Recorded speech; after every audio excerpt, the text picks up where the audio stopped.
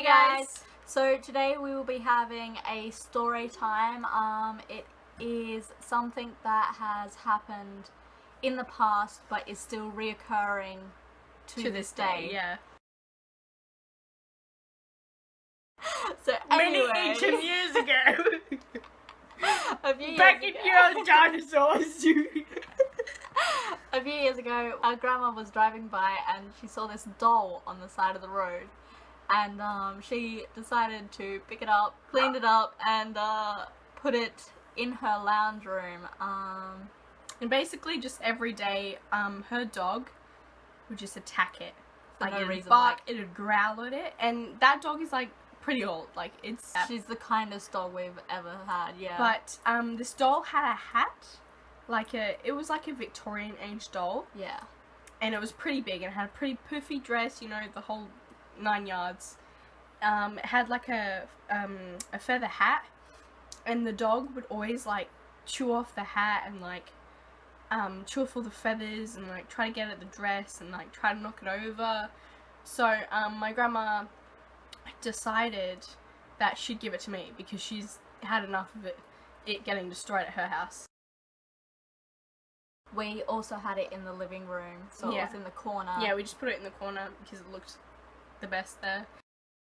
The hat would fall off like in the middle of the night for no reason. Well, nobody really saw it Happen. sometimes, but you know, we'd just write it off as wind, you know, the window, the curtains, you know. Yeah, basically one of just the animals. natural causes.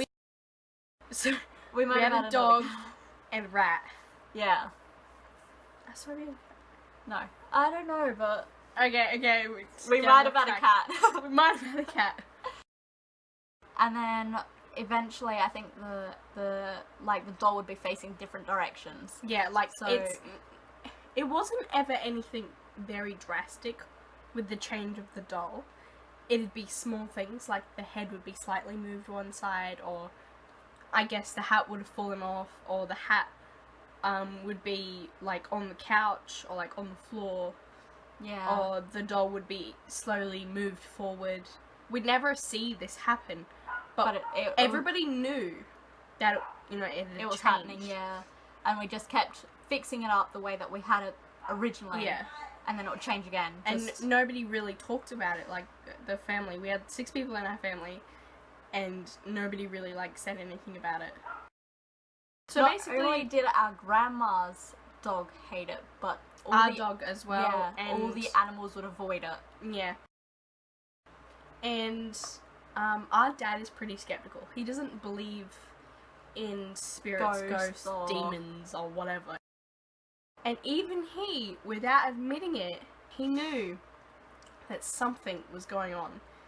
And one day, because our mum, she does Bible studies, and a lady comes over and talks about it with her. And one time, this lady comes over and they talk, and she was like, is there something different in this house? It feels really Yeah, it feels weird. bad.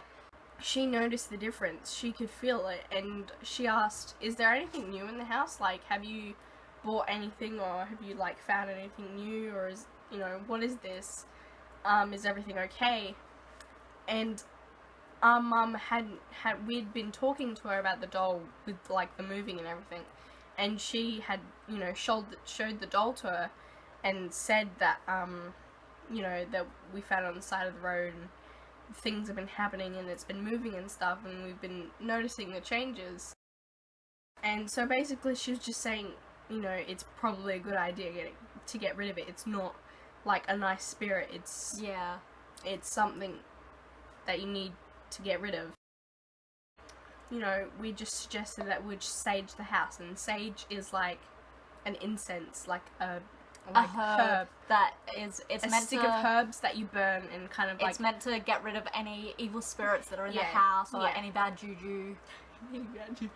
basically, we like to sage the house just to feel, even if Safer. nothing's there.